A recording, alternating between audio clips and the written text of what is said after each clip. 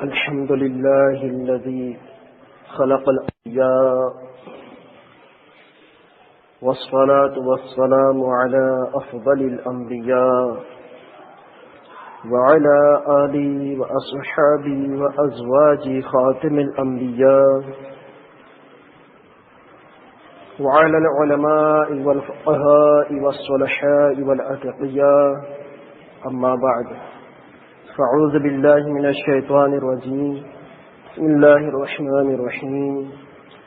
الذين يستمعون القول فيتبعون أحسنه أولئك الذين هداهم الله وأولئك هم أولو الألباب.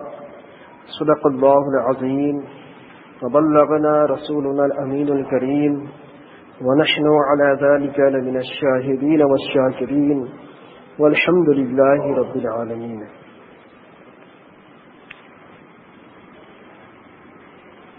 سنہ ہجری 1 میں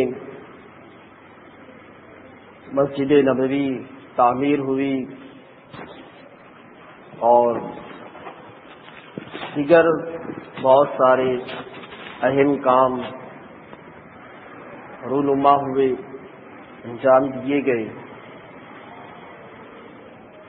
اور بہت سارے واقعات ہیں جو اسی سال رونما ہوئے۔ ان میں سے حضرت سلمان فارسی رضی اللہ تعالی عنہ کا واقعہ عظیمہ ہے۔ وہ یہ ہے کہ سلمان فارسی رضی اللہ تعالی عنہ نے خود حضرت عبداللہ ابن عباس رضی اللہ تعالی عنہما سے بیان کیا اپنا پورا واقعہ، سارا ماجرا، کہ یہ عرب کے نہیں تھے فارس کے، ایران کے، وہاں سے یہ یہاں کیسے آئے۔ وہ خود بتاتے ہیں کہ چونکہ سلمان فارسی رضی اللہ تعالی عنہ بڑے خوبصورت تھے اور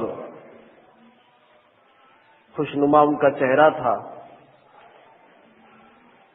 تو ان کے والد دوسرے اولاد میں، مال و دولت میں سب سے زیادہ محبت انہی سے کیا کرتے تھے، یہاں تک کہ ان کو گھر میں رکھا کرتے، باہر جانے بھی نہ دیتے۔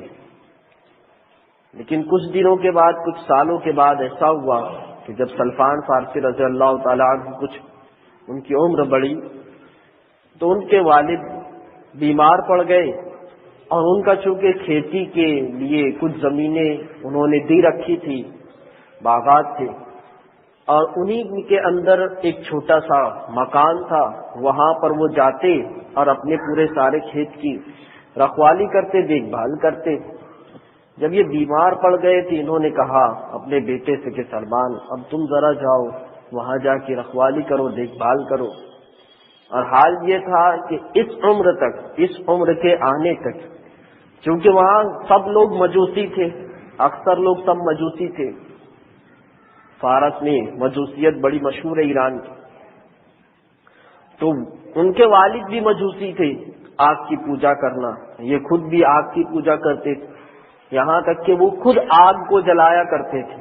ان کی ڈیوٹی تھی، چونکہ گھر پہ والد صاحب نے قید کر دیا تھا، تو جو آگ تھی ان کے حساب سے خدا وہ بند نہ ہونے پائے، بجھنے نہ پائے، تو یہ لکڑیاں لانا، یہ کرنا، وہ کرنا، آگ جلتی رہے، لگاتار جلتی رہے، اس لیے وہ اس انتظام میں رہتے تھے۔ تو جب یہ گھر سے نکلے اور اپنے والد محترم کے بتائے ہوئے کھیت پر جا کے وہاں گھر میں جا کر رکھوالی کرنی تھی، راستے میں ایک کنیسہ پڑا، نصارہ کے عبادت خانے جسے کنیسہ کہا جاتا ہے۔ راستے میں جب وہ کنیسہ کو انہوں نے دیکھا، اس عبادت خانے کو دیکھا، ان کو بڑا اچھا لگا۔ ان کا عبادت کرنے کا طریقہ، نصارہ کی وہ ان کا نماز پڑھنے کا طریقہ جیسا بھی تھا، ان کو بہت اچھا لگا۔ وہ وہاں پر رک گئے، اور جب شام ہوئی تو وہیں سے واپس گھر آ گئے۔ والد صاحب نے پوچھا کیا ہوا، کیا کر کے آئے، کیا ہوا تھا؟ انہوں نے بتا دیا سارا ماجرا، سچ میں نکلا تو وہ کنیسہ مجھے بڑا اچھا لگا، میں وہاں رک گیا۔ تو والد صاحب نے منع کیا کہ مت جانا وہاں پر، ان سے مت ملنا۔ میں نے تو حامی بھر لی، لیکن دوسرے دن پھر نکلا جب اپنے کھیت کی طرف، پھر ان کا دیکھ کر کے بڑا اچھا لگا، ان کا پکارنا، ایک خدا کو اللہ اللہ پکارنا بڑا اچھا لگا مجھے۔ پھر میں رک گیا اور ان سے تعلیم لینے لگا، بھائی خدا کون ہے، کن کو مانتے ہو تم لوگ، کس کی پوجا کرتے ہو، کس کی عبادت کرتے ہو؟ ان لوگوں نے بتا دیا کہ ہمارا معبود ایک ہے، خدا ہے، اور ہمارے پاس اس کے پیغمبر آئے، رسول آئے، عیسیٰ علیہ الصلوۃ والسلام، انہوں نے ساری تعلیمات عام کی ہیں، پھیلایا ہے۔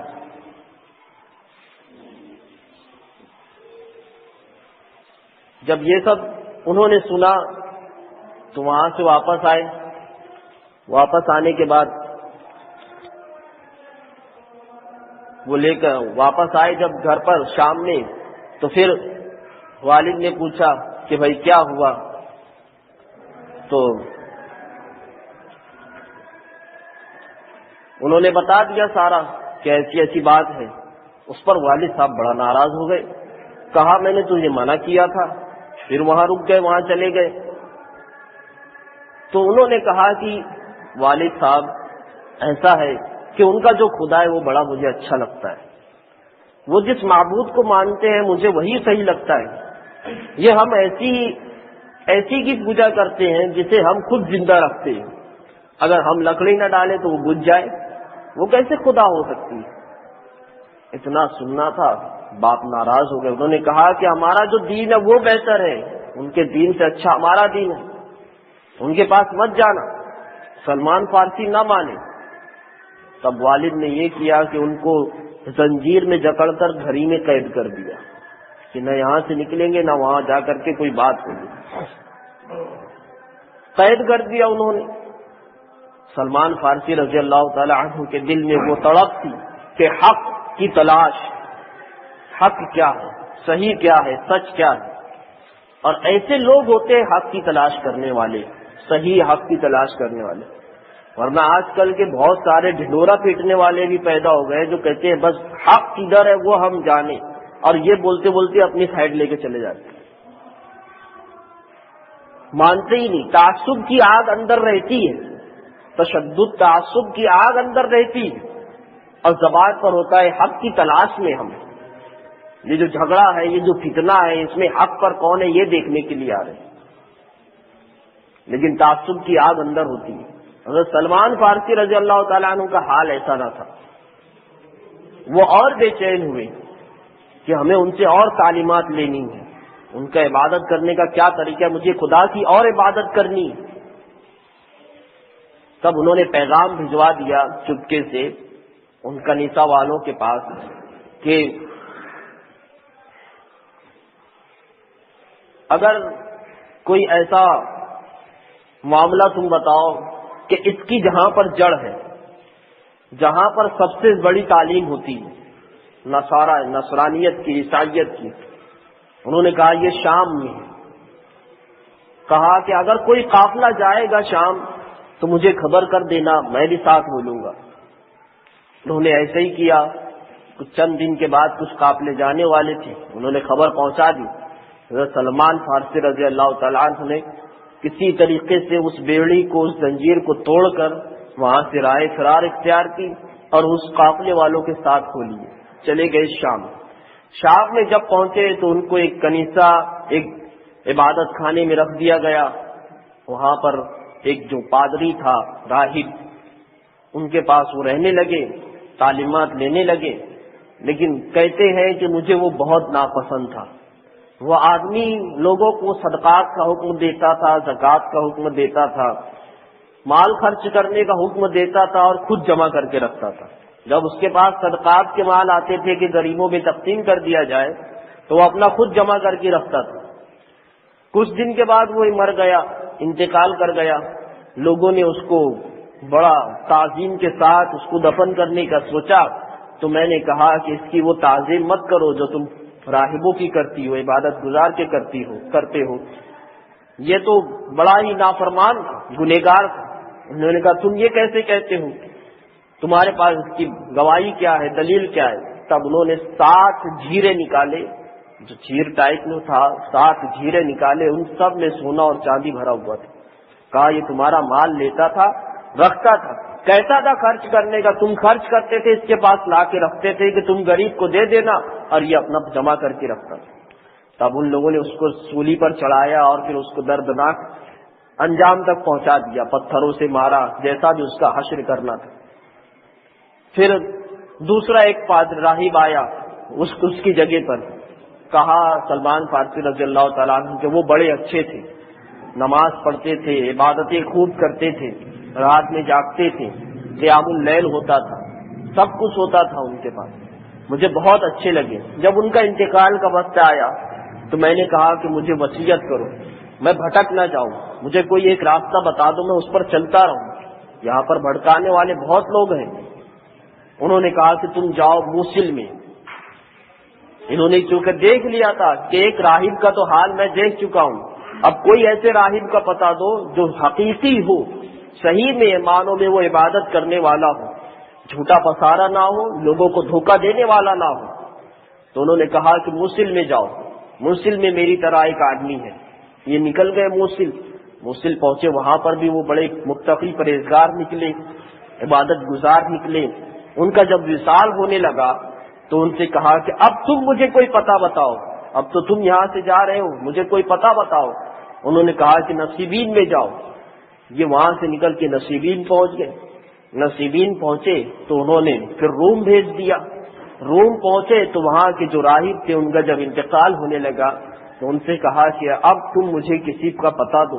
انہوں نے کہا کہ وقت اتنا اب عیسیٰ علیہ الصلوۃ والسلام سے دور ہو چکا ہے کہ لوگوں کے اندر خرافات پھیل گئی ہے، لوگوں کے اندر فتنہ پھیل گیا ہے، لوگ شریر ہوتے جا رہے ہیں، لیکن ایک بات سمجھ میں آ رہی ہے سلمان کہ وہ جو آخری نبی آنے والے ہیں جن کا ہم نے تذکرہ کتابوں میں پڑھا ہے، جن کا تذکرہ عیسیٰ علیہ الصلوۃ والسلام سے سن رکھا ہے، وہ آخری نبی کا وقت مجھے سمجھ میں آ رہا ہے۔ تم ایسا کرو کہ ایسی جگہ پر جاؤ جہاں پر کھجوریں اگتی ہوں۔ یہ تذکرہ کتابوں میں موجود تھا، نام تو موجود تھا یا نہیں یہ تو نہیں پتا، ایسے تذکرے موجود تھے کہ وہ جو آخری نبی آئیں گے ان کی زمین پر کھجور کے درخت ہوں گے، ان کی زمین سخت ہوگی، سنگلاف ہوگی، ریگستانوں کی طرح ہوگی، لیکن زمین سے درخت کھجور کے ہوں گے، اور ان کے کاندھوں کے درمیان ایک مہر لگی ہوگی، مہر نبوت، اور وہ کبھی صدقہ نہیں کھائیں گے، اور ہدیہ ہوگا تو اسے وہ کھا لیں گے، اپنے استعمال میں لے لیں گے۔ اتنی علامتیں بتائی، ان کا انتقال ہو گیا۔ سلمان فارسی رضی اللہ تعالی عنہ انتظار کرتے رہے۔ ان کو پتا چلا کہ عرب کے کچھ لوگ آئے ہیں، اور عرب میں ایسی زمین ہے جہاں پر سارے کھجور کے درخت ہوتے ہیں۔ عرب کا ایک قافلہ آیا ہوا ہے، اب کچھ دن میں، چند دن میں وہ لوٹنے والا ہے عرب۔ وہ دوڑ پڑے، وہاں گئے اور ان قافلے والوں سے کہا کہ دیکھو میرے پاس جو ہے مال و اسباب، بکریاں ہیں، اور جو بھی میرے پاس پیسے ہیں وہ لے لو، اور مجھے بس عرب پہنچا دو، یہ حق کی تلاش، مجھے عرب پہنچا دو، میرا سب لے لو، مجھے عرب پہنچا دو، مجھے بڑی تمنا ہے وہاں پر جانے کی، ملنا تو اس آدمی سے ہے، اس ذات سے، اس ذات گرامی سے جن کے بارے میں انہوں نے سن رکھا ہے۔ انہوں نے کہا ٹھیک ہے، سارے مال و دولت لے لیے، عرب لانے تک کہ ان کو غلام بنا لیا اور ان کو بیچ ڈالا ایک یہودی سے۔ جب ان کو بیچ ڈالا، جب یہ عرب پہنچے، وہاں دیکھا ہر طرف کھجور کے درخت، خوش ہو گئے کہ مجھے وہ زمین مل گئی جس کا پتہ مجھے اس راہب نے دیا تھا، اب وہ زمین آ گئی، خوش ہو گئے بڑے کہ ہاں اب میں یہی رہوں گا۔ لیکن انہوں نے غداری کر دی کہ ان کو غلام بنا ڈالا، ان کو بیچ دیا، ایک یہودی سے بیچ ڈالا۔ اس یہودی نے کچھ دن رکھا کام پر، پھر اس کے بعد بنو کے رضا کے ایک یہودی سے اس نے بیچ دیا۔ حضرت سلمان فارسی رضی اللہ تعالیٰ عنہ بیان کرتے ہیں کہ میں وہیں پر تھا کہ مجھے پتا چلا کہ ایک مکہ معظمہ میں ایک آدمی ہے، اس نے جو ہے اپنی نبوت کا دعویٰ کیا ہے۔ یہ خبر آئی لیکن میں پھر کچھ دھیان نہ دیا، اس کے بعد میں درخت پر کھجوریں نکال رہا تھا، درخت کے اوپر چڑھا ہوا تھا، اتنے میں وہ جو مالک تھا باغ کا، اس باغ کے مالک کا چچا کا لڑکا، چچا زاد بھائی، وہ آیا اور اس نے کہا کہ تم جانتے ہو لوگوں نے بہت برا کیا ہے، انہوں نے مکہ سے ایک آدمی کو بلایا ہے، وہ آدمی قباء میں آیا ہوا ہے اور وہ کہہ رہا ہے کہ میں نبی ہوں۔ اتنا سننا تھا کیونکہ مدینہ منورہ، قباء، بنو قریظہ سب بالکل پاس پاس میں تھے، اتنا سننا تھا۔ سلمان فارسی رضی اللہ تعالیٰ عنہ فرماتے ہیں کہ یوں لگا جیسے مجھ پر بجلی گر گئی ہو، سارا ہوش اڑ گیا، یوں لگتا تھا کہ ابھی میں درخت سے گر پڑوں گا۔ اچانک یہ خبر سنی کہ جس کی طلب میں، جس کی تڑپ میں اتنی تکلیف جھیل رہا ہوں، اتنی تکالیف برداشت کر رہا ہوں، وہاں سے چلا ہوں، یہاں پہنچا ہوں، انجان جگہ ہے، اجنبی جگہ ہے، اجنبی لوگ ہیں، ایسے سارے حالات کے باوجود آج مجھے وہ خبر ملی جس کی طلب میں نکلا تھا کہ وہ نبی آئے ہوئے ہیں۔ وہ فوراً درخت سے اتر کر کے اس کے پاس آ گئے اور کہا کہ وہ کہاں ہے، وہ کدھر ہے، کیسے ہیں؟ میں پوچھنے لگا تو وہ مالک نے ایک تماچا مار دیا زور سے، کہا کہ تو اپنا کام کر، تجھ کو کیا مطلب ان سب باتوں سے، چل تو اپنا کام کر۔ لیکن اب تو وہ مراد پوری ہونے والی تھی۔ انہوں نے کیا کیا، حضرت سلمان فارسی رضی اللہ تعالیٰ عنہ نے کچھ دن میں کچھ کھانے کی چیزیں جمع کی، اپنی خود کے پیسے کی کھانے کی چیزیں جمع کی اور لے کر نکل گئے۔ قباء پہنچے، قباء میں پہنچ کر کے انہوں نے کہا کہ ہم نے سنا ہے کہ آپ باہر سے آئے ہوئے ہیں اور آپ غریب الوطنی ہیں، آپ اجنبی ہیں، یہاں پر آپ کے ساتھ میں جتنے لوگ ہیں وہ مفلوق الحال ہیں، اس لیے میرا جو صدقہ ہے اسے آپ قبول کریں، کھا لیں۔ جب صبح کہ یہ صدقہ ہے رسول اللہ صلی اللہ علیہ وسلم نے، تو آپ نے تمام صحابہ جو موجود تھے وہاں پر ان سے کہا کہ تم اس میں سے کھا لو، یہ لو کھا لو، اور آپ نے نہیں لیا۔ سلمان فارسی فرماتے ہیں چلو ایک بات تو ہو گئی۔ اب کچھ دن کے بعد رسول گرامی علیہ الصلوۃ والسلام قباء سے خود مدینہ منورہ آ گئے اور یہ مال جمع کرنے میں لگے رہے، کھانے کی چیزیں جمع کرنے میں لگے رہے۔ جب کچھ اچھی مقدار میں جمع ہو گئی تو لے کر کے پہنچے۔ وہاں پہنچنے کے بعد رسول اللہ صلی اللہ علیہ وسلم کے سامنے پیش کیا اور کہا کہ یہ چونکہ میرے ہدیے، میرا تحفہ ہے، آپ اسے قبول کر لیں۔ رسول اللہ صلی اللہ علیہ وسلم نے اس میں سے کچھ تناول فرمایا اور صحابہ کرام سے کہا کہ تم بھی اس میں سے کھا لو۔ جب میں نے دیکھا یہ دونوں بات ہو گئی، جو مجھے وہ راہب نے کہا تھا کہ وہ صدقہ نہیں کھائیں گے، صدقہ استعمال نہیں کرتے اور ہبہ کو استعمال کرتے، ہدیہ کو استعمال کرتے، دونوں چیز ہو گئی۔ اب ایک چیز رہ گئی تھی، وہ تو کھجور کے درخت ہیں یہاں پر موجود ہے، وہ بھی ہو گئی، تمام تین چیز ہو گئی، چوتھی چیز باقی ہے مہر نبوت۔ اب دیکھیں تو کیسے دیکھیں، وہ تو شانے پر تھی اور آپ علیہ الصلوۃ والسلام چادر مبارک اوڑے ہوئے تھے۔ حضرت سلمان فارسی رضی اللہ تعالیٰ عنہ کہتے ہیں کہ میں تھوڑا سا پیچھے ہو گیا، چپکے سے، کسی کو احساس نہ ہو، پیچھے ہونے لگا اور تھوڑا ادھر ادھر دیکھ رہا تھا پیچھے سے کہ کہیں سے کچھ نظر آ جائے، کچھ دکھ جائے۔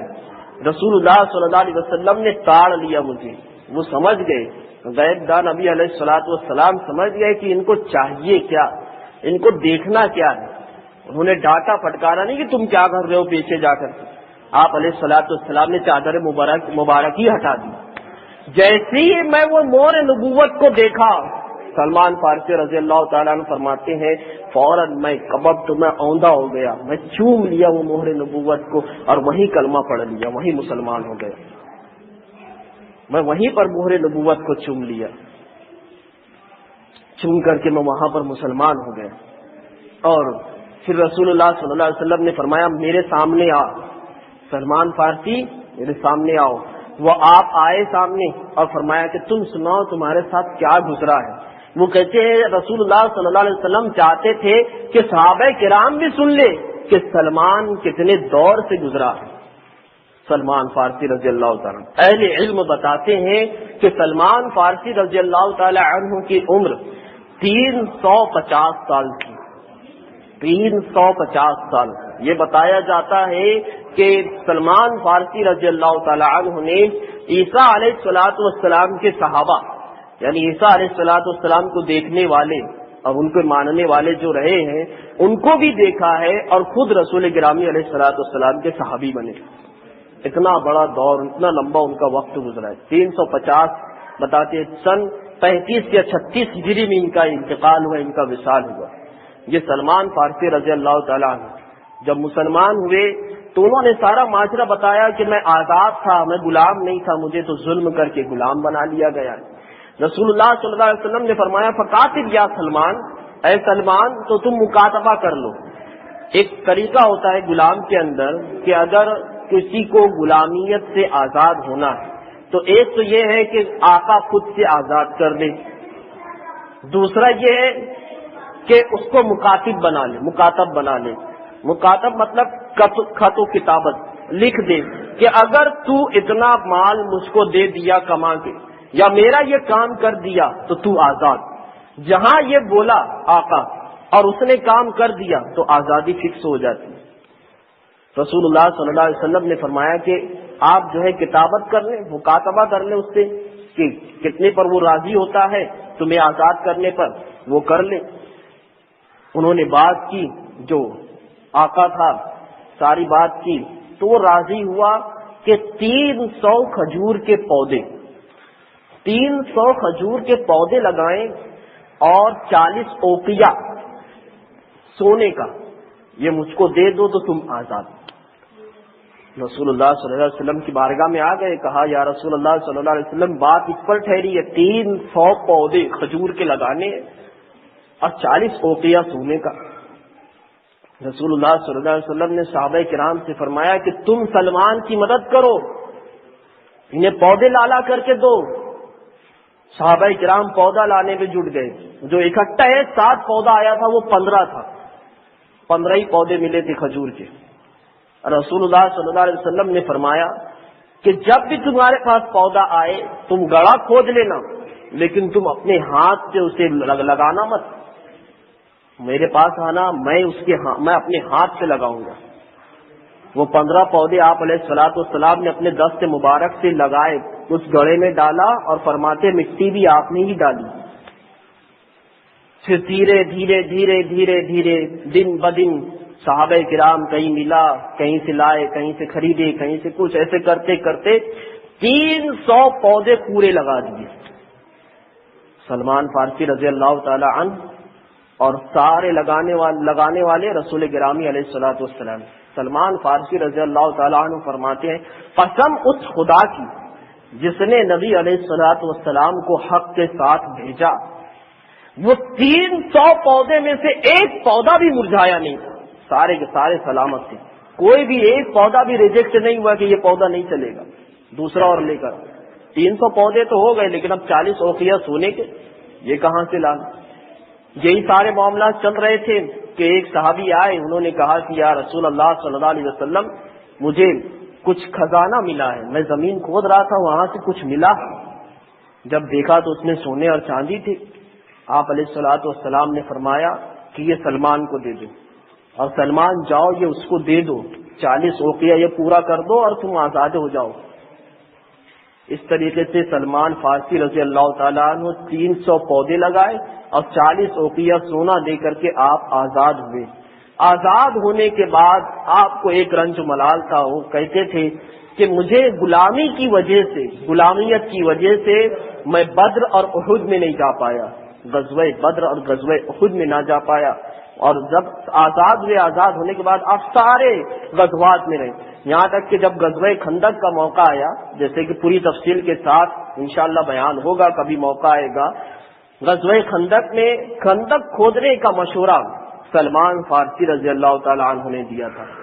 چونکہ عرب میں یہ خندق مشہوری نہیں تھی اور یہ ایران سے آئے تھے اور وہاں کا ماحول دیکھ چکے تھے کہ وہاں کے بادشاہ اگر جنگ میں ایسا موقع پڑتا کہ ہارنے والی نوبت ہے اور سامنے والی پارٹی زیادہ تعداد میں ہے تو وہ خندق کھود دیتی، گڑھا کھود دیتی اور اوپر سے کچھ ڈال دیتی تاکہ وہ خندق پھلانگ نہ پائے، یکبارگی حملہ نہ کر پائے، وہیں پر رکے رہے اور 1 بائی 1 سب سے ہم پور جائیں گے.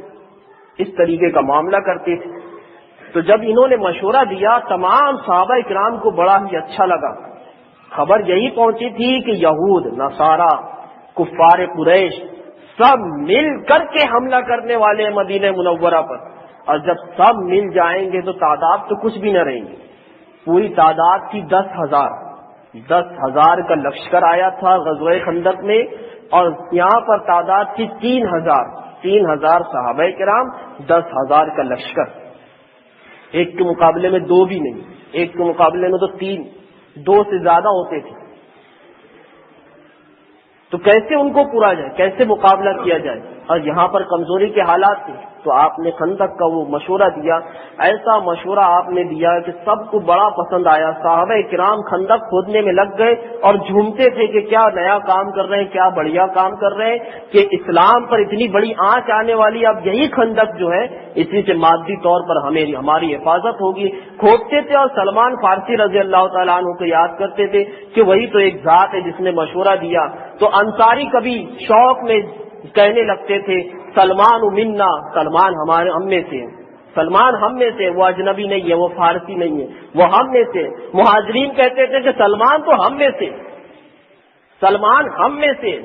یہ جب دونوں نعرے آقا علیہ الصلوۃ والسلام نے سنے کہ سلمان فارسی رضی اللہ تعالیٰ عنہ سے لوگوں کی اتنی محبت ہو گئی ہے کہیں دونوں آپس میں جھگڑنا پڑے کہ نہیں وہ ہم میں سے، نہیں وہ ہم میں سے. چونکہ بڑا رتبہ پا لیا ایک مشورہ دے کر کے، بہت بڑا مشورہ تھا جس کا اندازہ جب غزوہ خندق ہوگی انشاءاللہ ہو جائے گا. بہت بڑا مشورہ تھا. تو کہنے لگے سلمان ہم میں سے. رسول اللہ صلی اللہ علیہ وسلم نے فرمایا سلمان منا اہل البیت، سلمان ہم میں سے، اہل بیت میں سے ہوں. سلمان فارسی رضی اللہ تعالیٰ عنہ اہل بیت میں سے. یہ ہوتی ہے محبت رسول اللہ صلی اللہ علیہ وسلم سے کہ وہاں سے ندا آئے، وہ کہے کہ سلمان ہمارا ہے، تو ہمارا ہے، تو ہم میں سے ہے. جب یہ بات ہو گئی، یہ لقب مل گیا سلمان ہم میں سے ہے. ایک مرتبہ حضرت علی سے پوچھا گیا کہ آپ سلمان رضی اللہ تعالیٰ عنہ کے بارے میں کیا کہتے ہیں؟ آپ نے فرمایا علم علم الاول والآخر، انہوں نے پہلے کا بھی علم لیا ہے اور آخری کا بھی علم لیا ہے. عیسیٰ علیہ الصلوۃ والسلام کے بعد جو علوم ہوئے وہ بھی لیے، نبی علیہ الصلوۃ والسلام سے بھی علوم لیے.